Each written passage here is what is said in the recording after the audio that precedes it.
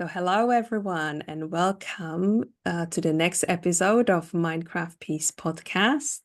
I am your host, Katerina Newbury, and it's my true pleasure to welcome Drew Tupper as my guest today, all the way from Vancouver, Canada. Hello, Drew. Hello, Katerina. Pleasure Yes, to good be here. Thank morning. you for having me. Oh, it's a pleasure. And I'm really grateful that you agreed to be up early because of the time difference. So we'll we'll get straight to it. And it's my great pleasure to introduce Drew, who is a parenting coach, a life coach, couples coach. And what he brings to the people and the families is peaceful homes, harmony in the homes for the family, but oneself as well, so the individual. And I we were just trying to work out how I found Drew, or maybe he found me, because a lot of the posts that you've been sharing on Facebook recently really spoke to me. That's how I was drawn to kind of reaching out to speak to you. We share similar passion for the parenting journey in the way it can make us the people that we came here to be, to grow into the people that we came here to be through our greatest teachers, that's our children. And we'll spend the next probably 40 minutes talking about that, about creating peace in our home, being the best version of ourselves, and yeah, be the best dads and mums as well as humans. That's what it's come down to. So, Drew, would you like to add anything to the introduction for people to know a little bit more about you? Hmm. No, I really appreciated what you said though regarding being the best versions of ourselves so that we can serve our families in the best ways possible. And then also having a peaceful home. I always wanted that. Um, Thinking about my own family, I always the tone of the home was what I imagined when I thought of having a family. I thought I want a tone and I want a culture that is peaceful, that I, that I that I enjoy, where I have this feeling of rest and comfort and fun. And I thought to myself, yeah, can I create that? Is that even possible? Can families be like that? So that's what you know, even in choosing a mate, even in choosing the Mm. person that I wanted to be with, that's what I was doing because I thought to myself, if you're gonna have a family, if you're gonna go through uh, all of the motions, if you're gonna spend all of the energy and an investment in having a family, it may as well be good. It may as well be fun. It may as well be loving. It may as well be peaceful. It's worth it. And so that's what I've always wanted that. And I made that top priority. And that meant, like you were getting at, that meant that the biggest part of that actually was working on myself. So I had to do the work on me in order to be able to create that. Mm. And I will share at this point your brilliant book, Parenting for a Peaceful Home. Here we come. How to overcome anger and lead by a loving example. So we've got already three things to cover. So peace Mhm. and home, the emotional side of things, the strong emotions that obviously we get to experience as parents, and leading by a loving example. So lead by example, and on top of that, a loving example. Um, so I understand our journeys are similar in that I was totally overwhelmed with the emotions I found myself feeling towards my children, or the I felt that they made me feel a certain way, and I really struggled all I knew was that I don't want to be the parent that I was showing up as at that time when they were very little, and that I want to do things slightly different to my parents. Because when I well, the words, the tone that was coming out of my mouth, I found myself realizing I sound like my mom or my dad or the combination of both, depending on what was happening. But I didn't know what to do with it. I didn't know how to be a different parent. Um, and anger has been my biggest challenge. The How has anger manifested itself for you as a parent? Hmm. Well, I've got a lot to say on this. Obviously, I wrote a book on it, and um, how has it manifested? Well, like you mentioned, there were times, especially with my firstborn child, my son, where I would speak and I could even shock myself with what I heard coming out of my mouth. Maybe not in the moment, because in a dysregulated moment, I wasn't thinking all that well. I didn't really have access to the good thinking part of my brain. And so the lingering effects and the lingering feeling and the lingering impact and my memory of even shortly after interacting with my son in an aggressive or angry way, I could sense and feel into the the inappropriateness, the sadness, and the damage that I was doing.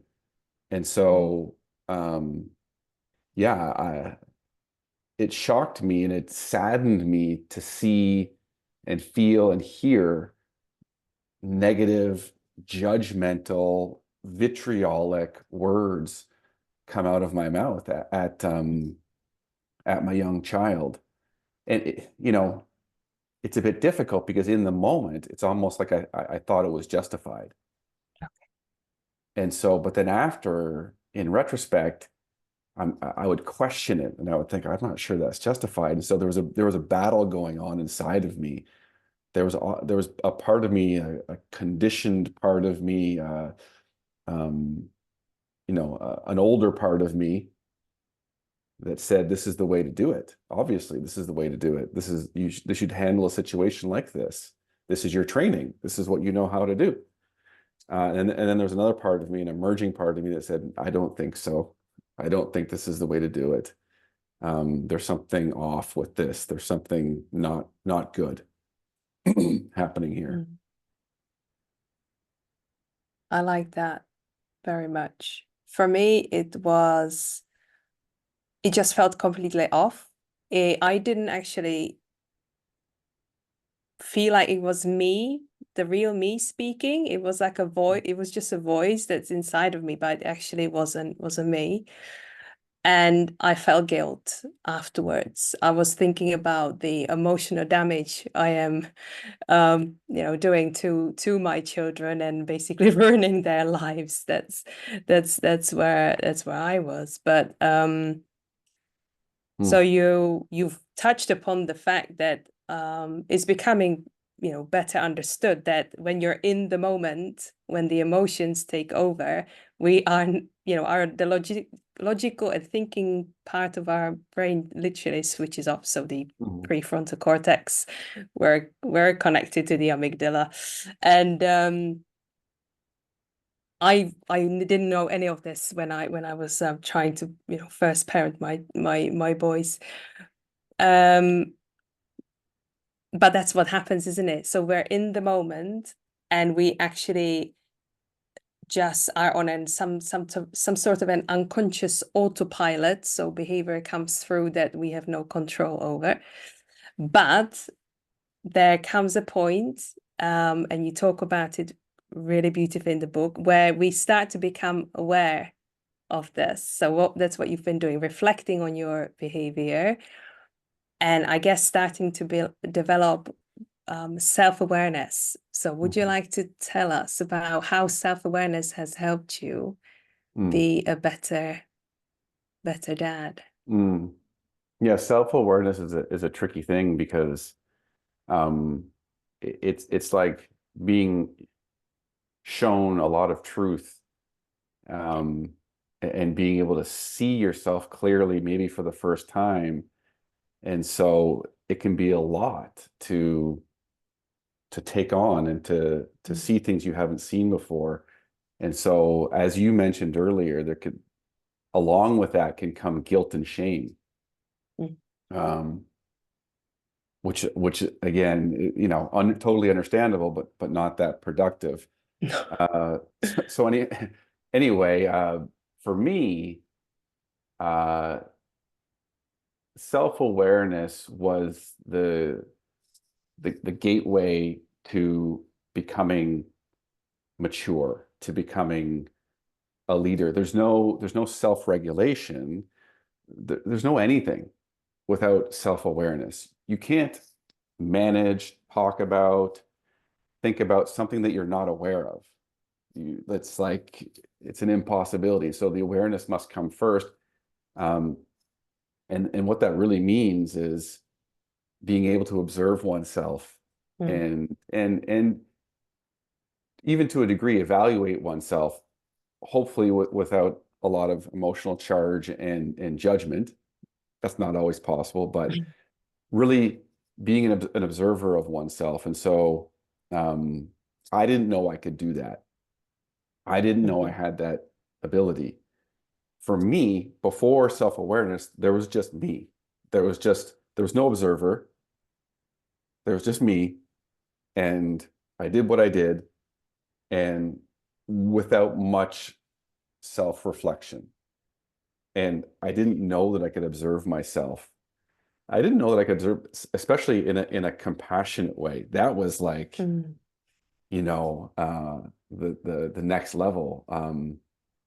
And so, I think I mentioned in the book that there was a moment where I was gifted this experience mm, from the universe where I left my phone on record for some reason, or it got the record button, the camera got pressed inside of my pocket, and it recorded a 3 or 4 minute long interaction between my son and I. And so I literally got to see and hear like a video of how I interacted with my son. mm, It's like how performers or how an athlete might get to look at the tape of themselves and their performance. So it's the same, almost the same thing. Unintentional though. And so I listened to it and I got to hear mm, myself and I was like, wow, is that what I sound like? And I can't remember exactly what it was. We might have been trying to get ready to go outside of the home. But what I heard was this tone and the subtext beneath the tone. And you've got to understand this.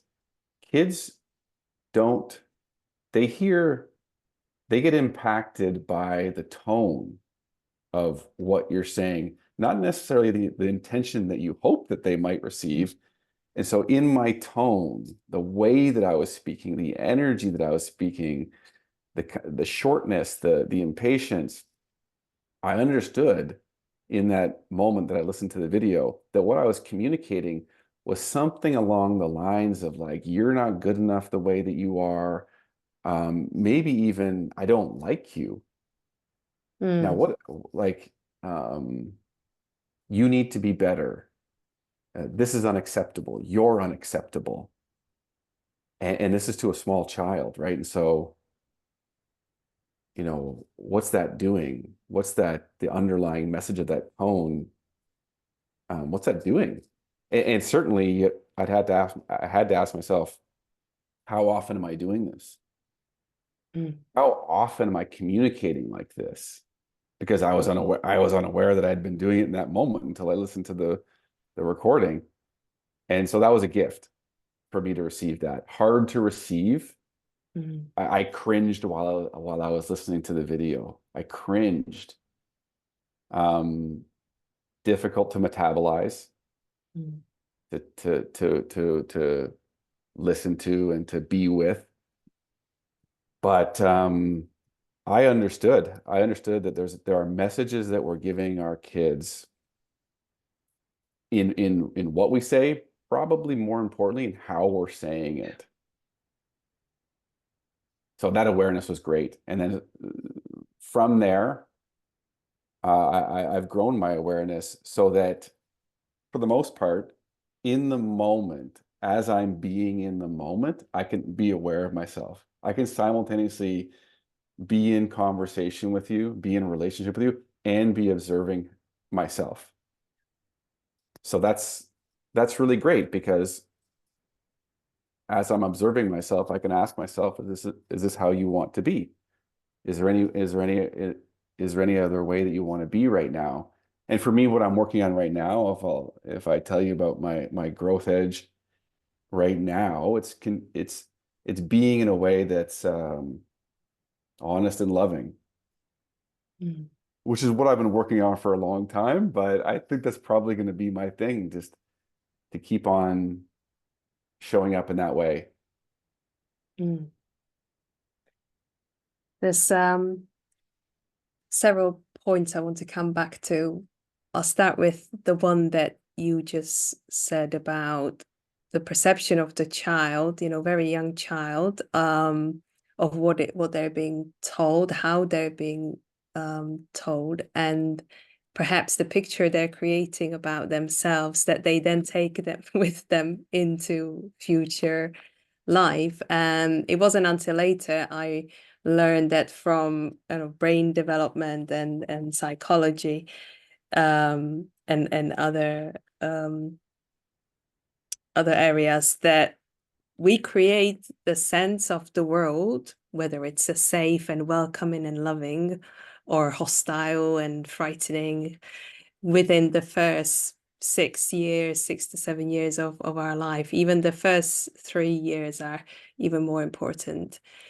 And I sometimes think back and I just hope I have, there's always room for repair. There's always, it's not like a done deal. There's nothing we Mhm. can do about the damage we've done. But not so much now, but I used to wish that I'd learned all of this kind of as a younger parent, or even before, because, and I know that things happen for a reason. It happened exactly the way it should have, but it's quite cruel in a way from my perspective, that the greatest growth and the deepest kind of depth of um the stuff you have to deal with happen in the youngest years, when you're just learning as you go. You're exhausted, you don't really know what you're doing, you're learning on the job, and it's the most intense period, and it's the most important period for the child as well. So that's my first Mhm. point. And coming back to the leading with love and honesty, I've said before, and I know you talk about it as well, our children being our greatest teachers and the best teachers in self-development. Because one of the things for me in which I had to grow to embody the person I want to be was things like boundaries, standing up for myself, learning to uh say no in a way that is loving, and really put myself in the shoes of my children. So be empathy, develop empathy, and then I could see the beautiful ripple effects of that. So when I got to a point where, let's say, I learned that to a point with my children, I then was able to kind of apply it elsewhere. And I think that's the most beautiful gift that, those who go on this route of kind of embracing parenthood in this way can give is that it really then has a massive impact on the rest of your well, the people around you Mm. and the world we live in. Has it been like this for Yeah, you? totally. Um, where do I start? I think what you're mentioning with the boundaries is really important. And um, unless you look at that, there can be so much you know, enmeshment or you know, leaky boundaries, uh, even codependence inside families. And so, but because that is the case, and there aren't clear boundaries, that can lead to parents, moms, particularly, I think, being exhausted and resentful, Mm, and totally understandably so. And then how do you show up when you're feeling like that? mm, Right? Maybe it's an outburst, maybe it's a withdrawal. And so cleaning up, like being really precise and mature and cleaning up, you know, the energy of like where where I where I stop and you begin, like I'm me, you're you. And I'll tell you that when I had my first child, I didn't know the answer to that. Like mm. I was so close to him, Yeah. and things were so intense. There's lots of love and care, but and there was empathy there, but it it bordered on, or I think went beyond bordering on, and it got into this murky area of like, you know, caring so much, and there was like projection, and there was enmeshment, and it was just all too confusing. And so I remember the day that I realized that like I needed to step back. I Mm, actually needed to create some space, and it didn't feel right. I suppose that's not the the place where I came from, and so I was doing something different, and I was intentionally putting space between myself and my child, but I knew it was for the good, and I knew that like if I could um, create this sovereignty both within myself and with my child, it's actually a better thing. And so, um, yeah, learning how to be empathetic was really good for me. Like to really be empathetic, which is like, I feel you, and to validate. mm, I can understand where you are, but it's not my experience. And that's the sovereignty piece that's really, really important, which I think I know that I had a hard time dealing with my children's emotions because I didn't have that emotional sovereignty. And I would get activated and dysregulated because of their emotions. I couldn't separate myself from my mm, kids.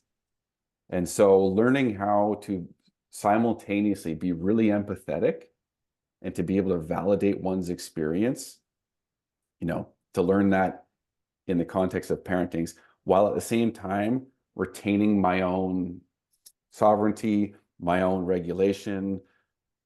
Uh, it has been really useful. It's been mm, really useful in the world. It's been really useful in my marriage mhm, because, I don't know if you know this, but I've worked with a lot of men uh, in marriage, and a lot of men, obviously this is anecdotal, but in my experience, but a lot of men don't have that emotional sovereignty with respect to their wives. They get caught up in their wives' emotions, and mhm, it's really difficult to be of service and to be loving and to be supportive, really, when you're caught up in someone's emotions. mm, And so it's been really useful for me. It's been useful in marriage. It's been useful in the coaching that I do. It's been extremely useful in the coaching that I do.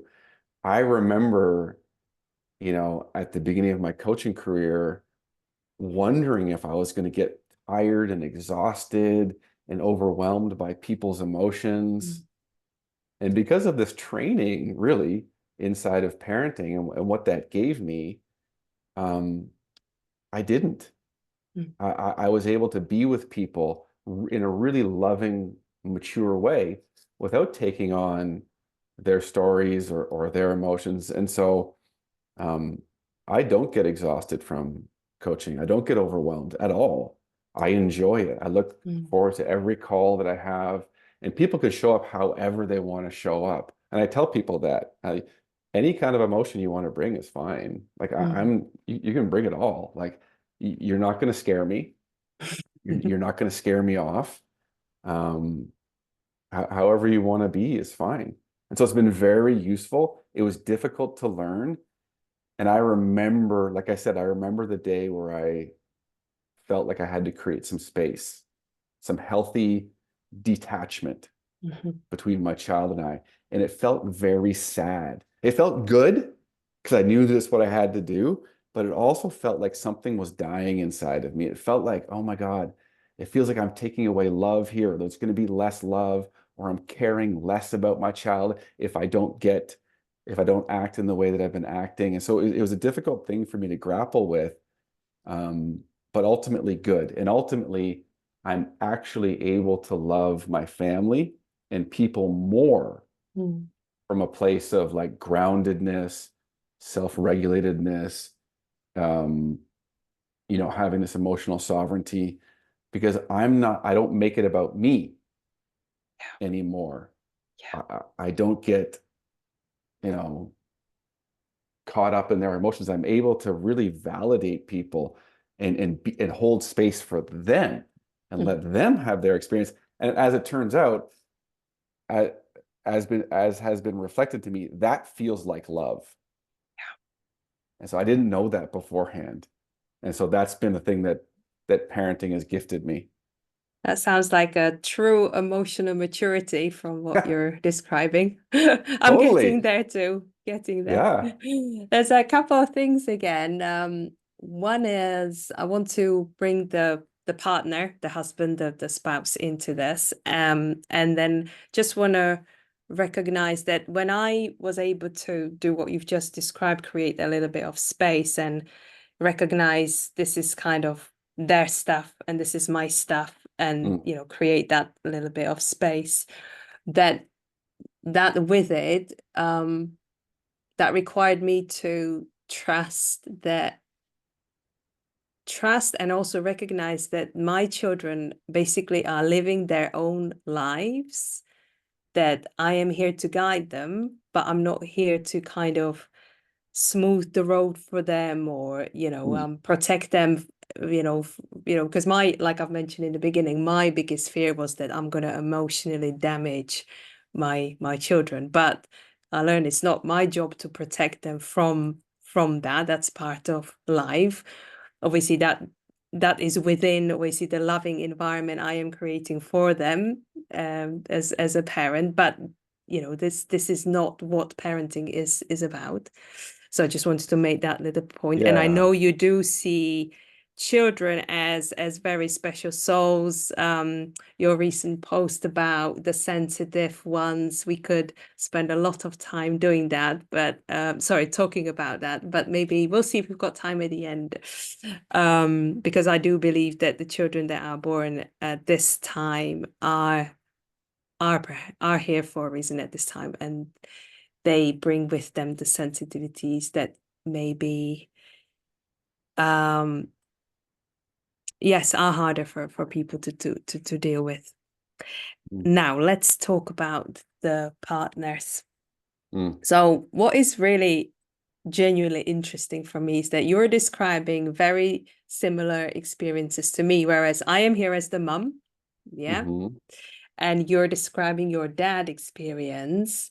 mm-hmm. So, what was it like for your wife? What was, if you're happy to talk about it, what was she going through? Because Yeah. the reason I'm asking is like, it felt like I was doing all of this kind of development stuff on my own. Whereas my husband obviously did his absolute best, but he wasn't jumping on board with me. Yeah. And we touched upon a little bit earlier about how men especially can feel sidelined in the relationship, especially when the children are young, because the children are so engrossed with the care that they need from their mums. So I recognize that that may have happened to my husband, but what was the situation like in your house, in your home with your Yeah, well, wife? as you and I were talking earlier, having children, having young children is it's a big deal uh, in terms of the impact that it has on the relationship Mm. for the parents. Um, I probably, almost certainly, didn't appreciate the extent to which my wife was going through a transformation in her Mm. world. And I remember saying that to her later, like, I didn't really get this. Like, you're becoming a whole new person, and this is a massive shift for you. And I don't think she really understood it either, which is understandable. But as you're going through it, as one is going through it, um, I think what they need is a lot of love, patience, acceptance, support. And, you know, I did my best in that regard. And still, I don't think that I realized the degree to which she was going through a transformation, like carrying a child, the changes in the body, the changes in the mind, in the heart, in the spirit. It's wild. And then to give birth is a whole other thing. And obviously I'm there for it, but like, I'm not going through it. And I just, as in retrospect, looking back, I'm like, wow, that is a massive initiation into a world that I am not going to really ever fully experience. And, you know, I think it was difficult. I think it's a difficult thing, especially if it's not understood that it's a big change or appreciated as a big change. And as such, like patience and love and support is really required. And so that's one thing that like I notice, and I'm not going to speak for her experience too much, but that was my perspective of it. Mm. And I think that I've been it's been affirmed that that was to happening, like and so it doesn't knowing that might not make it easy for, say, the husband. It's just knowing that is it's good to know that. And it would have been great if someone pulled me aside and said, hey, listen, uh you know this is not easy. Having kids is not easy. And things are going to change for you. Things are going to change for this relationship in a big way. I hope that I wish that someone had done that to a degree. And I was just excited to have a baby. I was just like, oh, cool, we're gonna have a baby. But That's would you great. hear it, would you I actually don't know if I imagine? would have heard it, but Exactly. Yeah. who knows? It's kind of this like wishful thinking, um, similar to your wishful thinking of I wish I would have known something Mm. different with my kids. Mm. Maybe I had to go through the experience to be transformed. But for me, like because I didn't fully appreciate that and I didn't fully have all the tools and skills and online, it was difficult for me. It was difficult. Like I was sad. There was moments where I was sad and frustrated, and along with being elated and feeling super loving. So the mixed bag of feelings. But there was moments where I was sad and I felt really disconnected from my partner, Mm. like really sad and worried Mm. that we had lost each other, Mm. that I had lost her, and that our relationship was never going to be the same again. So, yeah, and even to a degree, a panic degree at times, like, um, and I didn't always deal with it in the best kind of way. You know, when people get panicked and scared in that fight or flight uh, energies, it's the most mature kind of communication doesn't come out of one's mouth. And so uh, there were arguments, Mm. there were fights and disagreements, and there were there was both of us trying to express our wants and our needs and wanting to be understood in the moment and just missing each other. Mm. Um, and so there was like looking at the other person as if they were wrong and almost as if they were the enemy. Um, and so that was hard to take. That was really difficult. That was um, concerning. And it's certainly not what I wanted in terms of that image that I conveyed to you Mm. earlier in this conversation. Mm. That wasn't what I wanted. Um, Thankfully, we were both committed to the healthy upbringing of our son. Like that was the focus. Like we really both were like, well, yeah, there's problems between us right now, sure, but we're both actually going to make my son the highest priority. Mm. So that was a saving grace. We were both definitely in agreement for that. And and obviously we had just enough belief in marriage and each other to stick with it because we did. And for all the people listening to this who might be in a similar situation, it can get better, right? You can totally reconnect. I'm in a position right now with my wife that's probably better than ever. It certainly is Mm. better. Like the level of connection, honesty, communication, maturity is it's really rewarding. It's really Mm. great. Yeah. Yeah, rings true this end of the mic as well. Yeah. So we've mentioned you now support men, fathers with this aspect of life.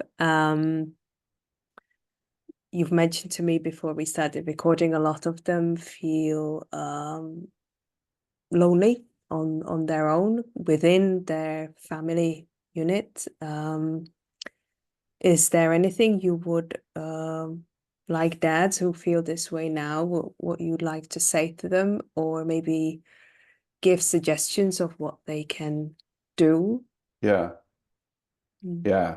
Yeah, yeah, it's kind of a funny thing to think that you can feel alone inside of your own home, but there are men who feel alone and disconnected from their families and not really involved and ineffective even when it comes to like the operations of the home or raising of kids. And what I'd like to say is that uh, first of all, I'm sorry that that's the experience that you have. It's a difficult one, and not a lot of men get empathy. And so I'm one of the people that give men empathy because if a man gets empathy, there's so much that can come from that. There's like self-awareness, there's like self-compassion, there's the experience of being empathized with. Mm. So then what is he able to do now better than he's been able to do before? It's like, oh shit, this is empathy.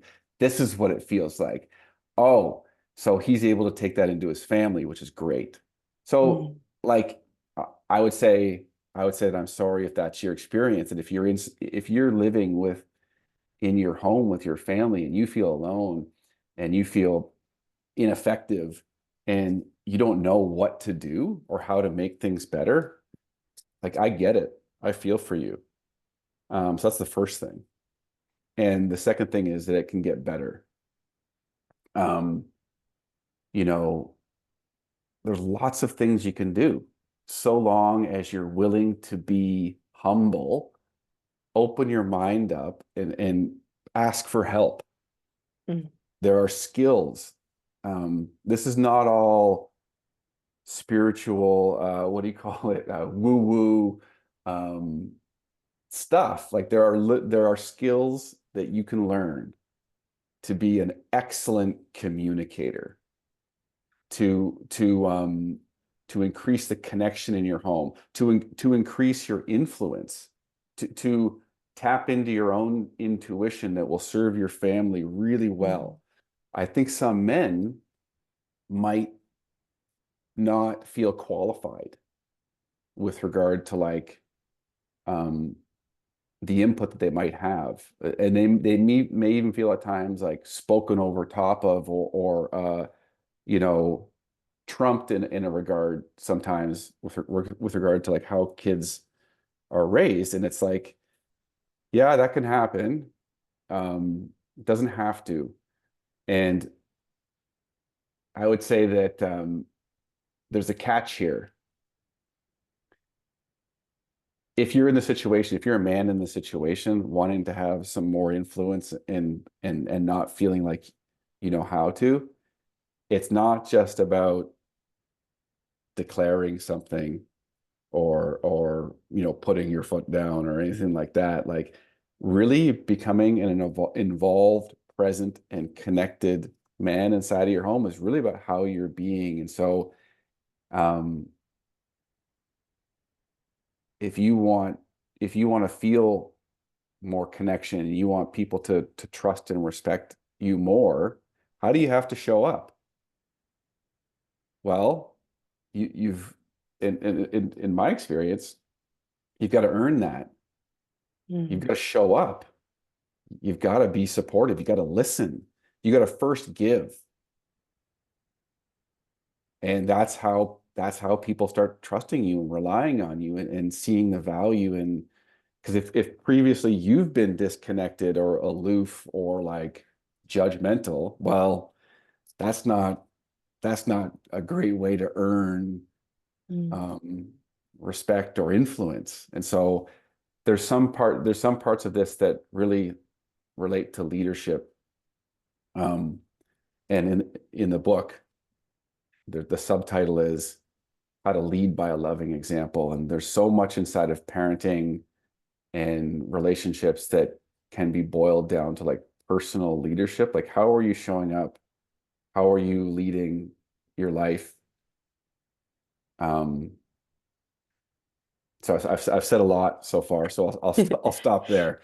I'll just add a little bit to it. So me looking at it being in this situation from the wife's perspective, if I can give or share what's helped us is me switching into really seeing the man, connecting to the respect I have for him, and also trusting that he can do it, that he can do the transformation, he can be the leader of the home, he Hmm. can raise the children in a way that, I, even though, so we have slightly different styles of parenting, me and my husband, but I've had to get to a point where I said, I accept it, I recognize it.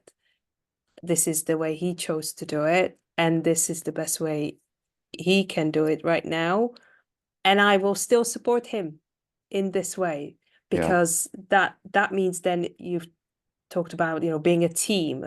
So you need the couple to be a team first, come together, have a united front, even if it means coming from slightly different sides. So it feels to me that's what's helped in our home, is that me placing that trust in my husband, Yep. and that started to shift things. Awesome. Yeah. And it can go both ways, right? Mm, Um, he can show up in a more trustworthy way, and or you can give him more trust, and both of those things are great. And I love it when I see someone, you know, take a chance on their partner. I love it when I see someone say, well, you know, I am actually going to surrender. I'm actually going to trust. It's a leap of faith, and a lot of people don't yeah. do it because we like to have control. Yes. Yeah, that's But you it. can't really have control and love at the same time. You can't highly control a situation in a home. There has to be freedom. There has to be liberation. Mm, Um, there's got to be choice. And so if you squeeze too tightly, you'll squeeze the life out of your family. And whether you're a man or a woman or whatever, it's like if you're a mom or a dad, it can happen both ways. You know, there is a relaxed, accepting, trusting uh, nature that allows love to flow a lot better than this hard grip of control. Uh, so good for you. It's not easy to do. mm. Um, At the same, I'll go just ahead. add, so we're talking about the squeeze, but also it mustn't go in the opposite extreme where there is like too much freedom. I, I I'll try and describe it. Hmm. So this goes back to the boundaries. So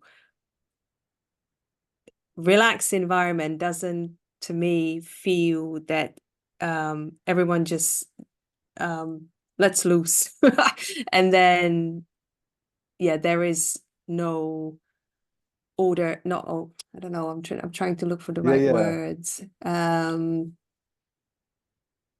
Harmony comes with a little bit of kind of some sort of kind of divine order or like, yeah, organization. So that's kind of where I see it. So yeah. no extremes are good. I think it depends on where you're at Mm, beforehand. Like I think that people could generally lean toward it's fine, whatever you'd like. I'm okay. I'm not going to voice my opinion or my needs. Um, just go ahead. And so there's not much truth or authenticity there. mm, And so it's difficult to be in relationship with that and have a really awesome relationship because there's no truth. mm, Uh, but so on the other hand, it, where you come from, do you come from that place or do you come from the place of like, I need lots of control. I'm going to tell yeah. everyone what to do. And so it's really looking at yourself, like knowing yourself, where, what would be beneficial for you to work on. Mm, Um, for me, it was relaxing. For me, mm, it was, okay, dial this back a bit, trust a bit more, give people a bit more freedom, give them the benefit of the doubt. Um, let's see what happens. And you know, if you're going to communicate your needs or your desires, do it in a loving way. Don't do it in a way that's got like this sledgehammer approach, this like ultimatum, this like so that was my mm. growth edge. Yeah, I've just gone too far down the relaxed way, so I then had to come back Yeah, with the yeah, personal boundaries. yeah, yeah, exactly. And I think it's Wow. cool that you trusted your husband in that regard. It's difficult when someone's different than you. But ultimately, inside a relationship, I think we want difference. I don't think we want, um, No. say, a mom and a dad to be exactly the same. I think we want different perspectives in a home. But there's a desire to have that similarity. There's a Mm, safety inside of yeah. it, but there's also like an egoic perspective that says my way is the right way. Mm, And so accepting your partner is different from you and that they may have a gift that you don't have to bring into the family is a humble it's an act of humility. Like um for me to think my way is the best way and want everyone to do things my way is not very humble. It's like certainly, you know, I know that my partner has all these gifts that I don't really have or not as well developed as she has. And so it's been fun actually leaning into that and actually mm, looking at that and paying attention to it and appreciating it and being like, oh yeah, you do this really well. Yeah, you do that really well. I couldn't do it like that. Like it's been fun to actually be less insecure and celebrate her more and mm, it feels good. I'm okay now with there being difference. Beautiful. So we're starting to wrap up as I'm conscious of your precious time.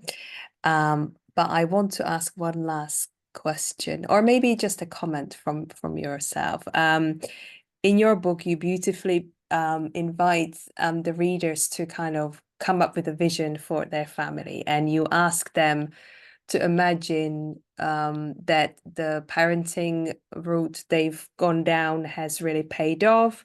The kids are now leaving the home, and so you invite the readers to imagine this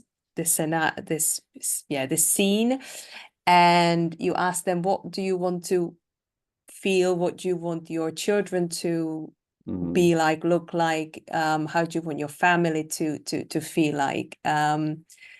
As you Would you share with us what your vision was, and maybe for a vision for the future of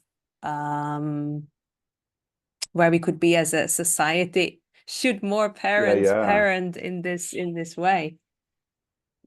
Um, the funny thing is like my vision was really similar to a lot of the people who I took through this exercise. It's strikingly similar what I hear from Mm, parents from all over the world. It kind of shocked me. I was like, wow, mm. really? We all kind of want the same thing? Yeah. When we slow down and there's this conscious space in which to explore a really heartfelt vision, I was shocked to see all the similarities. And so when I first did it, I looked into the future and I saw lots of smiles and connectedness and love in the body language and the eyes of Mm, myself and my children. Um, and so as a result of that, I saw an openness and trust and the safety to talk with each other and even let each other know like difficult things or hard things. And so it was like my kids felt supported and they felt loved, um, and that they could come to us and talk to us. So that was one thing that I saw. And then the other thing that I saw when I looked into the future vision was my my kids liked themselves, not in mm, like an egoic way, but they felt comfortable and confident mm, in who they were. And as a result, they were doing things in their lives that they felt connected to. They were hanging out with people that they felt they could be authentic with. And so that was the other piece was this self-knowing and this self-love and this self-confidence, which I just imagine setting them up really well for life. Uh, I didn't have any particular image of what work they were doing or what that, what they were up to, you know, but those two things were present. Um, and you know what? Like I've done this exercise with lots and lots of parents, and that's often what I hear, some version of that. mm. And so Powerful. with if that's the reason why I invite people into doing this exercise is because if you get quiet and you get connected to, what your purpose is here, and then it gets manifest in this vision, and you can see it, and you can kind of feel it, and uh, really connect with it. If you feel the truth in that, if you're like, yeah, well, that's kind of it. That's why I'm here. That's why I'm doing what I'm doing. Like I would be pretty happy if that was the case. Mm, If that's true, then what do you do? How do you show up? Like, how do you parent? Like, if that's the vision, Mm. and if you kind of want to reverse engineer it in a way, then what's the plan? Like, because um, if that's really important to you, then it begs the question, like, well, okay, how do we get there? How do I get, at least how do I give myself the best shot at parenting in a way that would lead us in that direction? And build a new world full of confident, happy um young people. Yeah, changing the Because world. Yes. exactly to that point, somebody who feels safe and trusts people and has like this um, secure attachment to their family and to themselves, and then also feels good about themselves and confident. Like I make the extrapolation that that person will do good things in the world almost certainly. Like it's just like it seems like, you know, a result that would happen almost Mm. automatically. Yeah, I feel the same Uh, way. Yeah. like, and it's not that I have expectations of my kids that they're going to save the world. It's just like I've experienced the truth that like being of service, um, being concerned with the wherewithal of my community, my family, the world, and trying to be of service to make that um, more peaceful, more enjoyable, uh, more fair, more liberated. Like it's been really rewarding for me. It's given me a sense of purpose and meaning that's and I've seen that not just in me. I've seen that in the eyes and in the energy of people that are like this. And Mm. so I have to believe that that's a probably a universal thing. Yeah. I think that's why we connected. Beautiful.